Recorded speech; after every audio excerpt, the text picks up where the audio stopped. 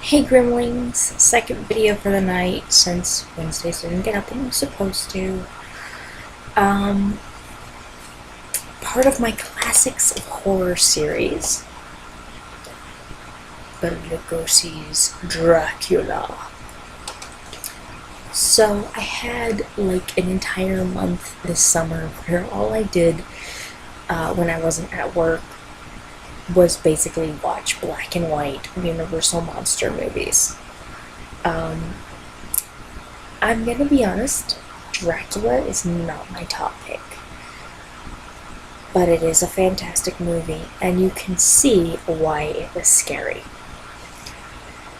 The thing that amazes me the most about this movie is Bela Lugosi. The man has amazing, amazing presence. He can literally be like in the far corner of a scene and he steals all of your attention. He has such an amazing presence. By today's standards, this would not be scary. Not in the least. But you could see why it was. And why it still makes some kids wet their pants. Dracula's a pretty big dude, I mean, in terms of scariness. Funny story, years ago, I was at I would have been 8 or 9. I was at a birthday party. It was an older girl. My mom and her mom were really good friends, and she was really nice. She babysat me a lot. Because of when her birthday fell, instead of throwing a birthday party, she threw a big Halloween party. And they had transformed the house into a haunted house. And in the garage, they had cobwebs to crawl under, and there was this one kid who was dressed up as a vampire and kept saying, "I found to suck your blood." And after like 2 or 3 times of that, I just flipped and lost it. Which was a little embarrassing. But it worked out in my favor because I got the first piece of pizza. So, something good comes out of being a chicken. But you can understand why Dracula is sort of like, is scary to kids. He's Dracula. Like, if I have to explain this, I mean, it's the eyes and the way he carries himself and the way he moves. Terrifying, truly. Now, I'm not gonna lie. I do have my favorite version of this movie, of the story as a movie, and it's gonna be the 1992 Francis Ford Coppola film. I love that movie. I love that movie, and I will be devoting a separate review to it. But we're talking about the original. So a couple of really... Number one, something to do when you're watching this movie, spot the wires on the fake bat. Every time Dracula turns into a bat, it's this ridiculously fake bat, and you're just like looking at the bat and where are the wires? I know, there they are. It's bad. Very high tech for the time, and I imagine if it wasn't like digitally remastered and restored and all, it probably would still be pretty hard to tell, but it's still pretty bad. Fun thing on these DVDs for the old Dracula films, a lot of times you can find the Spanish version. Now what they did, they were filming this movie 2 times at the exact same time. One time they were filming it in English with Bela Lugosi and all the others. They did that during the day. Then at night, the Hispanic crew would come in and they would film the exact same scenes on the exact same sets with different actors in Spanish.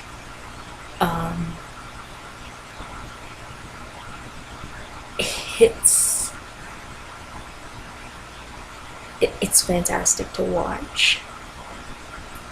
I speak very little Spanish. I took 2 years of it in high school. I probably know a culminative total of about 12 words and 3 phrases. It's bad. I know far more German than I do Spanish. And my German's not even that good, despite living there 6 years. That's what happens when you live on base, folks. You don't learn anything. Get off base. But it has a very over-dramatic style of acting that I would generally associate with soap operas.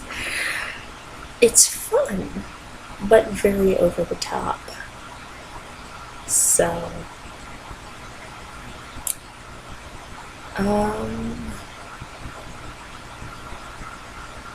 Renfield, the guy who plays Renfield in this, very interesting way of playing his character. I thought it was very fun. The interactions between Dracula and Nina are fun. Van Helsing is great.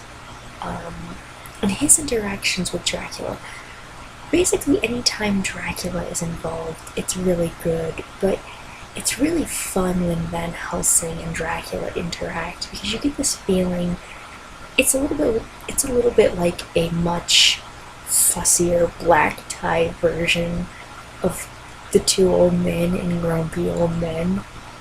Like, they just keep poking at each other like little kids. Poke, poke, poke, poke, poke, poke. You know. They needle each other terribly. It's hilarious.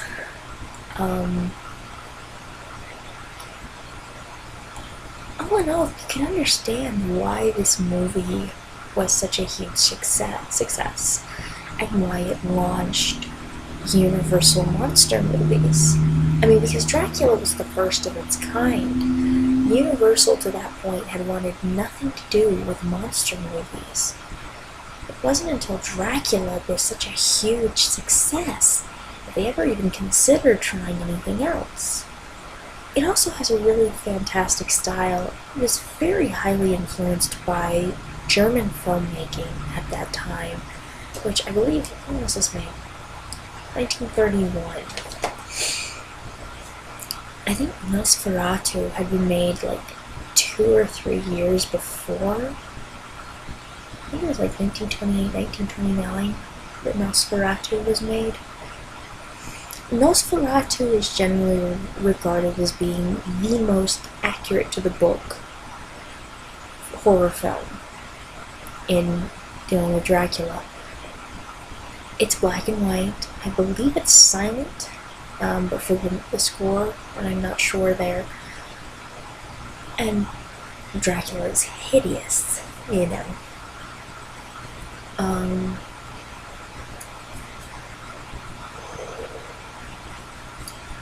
But the style of that was a huge influence on the way this movie came out. I'm planning on doing Frankenstein.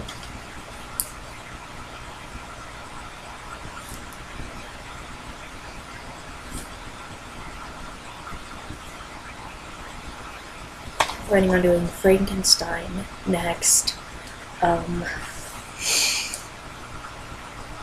I'm not gonna lie, Frankenstein, I like Frankenstein.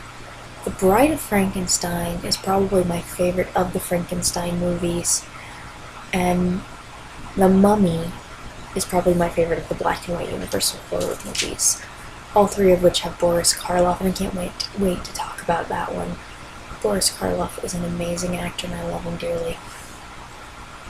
But in Dracula, Bela Lugosi is the star of this show, not just because he plays the title character, but because he has such gravitas and such presence that he just steals your attention.